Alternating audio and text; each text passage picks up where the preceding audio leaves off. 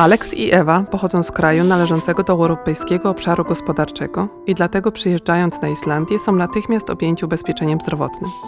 Każdy, kto posiadał miejsce zamieszkania na Islandii przez ostatnie 6 miesięcy, jest objęty ubezpieczeniem zdrowotnym bez względu na to, z jakiego kraju pochodzi.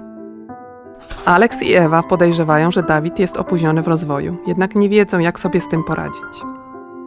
Podzielili się swoimi podejrzeniami z personelem przedszkola, który doradził im, aby skontaktowali się z lekarzem rodzinnym. Rodzina zabrała więc Dawida do lekarza rodzinnego. Alex mówi dość dobrze po angielsku, po obejrzeniu 10 sezonów serialu Friends.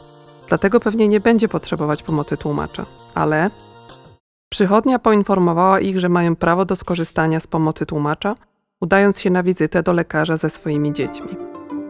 Zostali również poinformowani o Centrum Poradnictwa Sjónarhóll, które Þroskahjálp, Krajowe Stowarzyszenie Niepełnosprawności Intelektualnej, prowadzi we współpracy z kilkoma innymi organizacjami.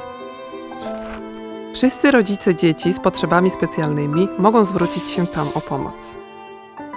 Lekarz rodzinny stwierdził, że Dawid może potrzebować dokładniejszego badania i wskazał im na lekarza specjalistę.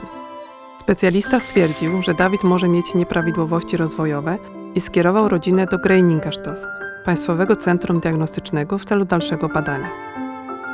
Wszystkie te wizyty są bezpłatne dla dzieci. Równe szanse dla wszystkich dzieci.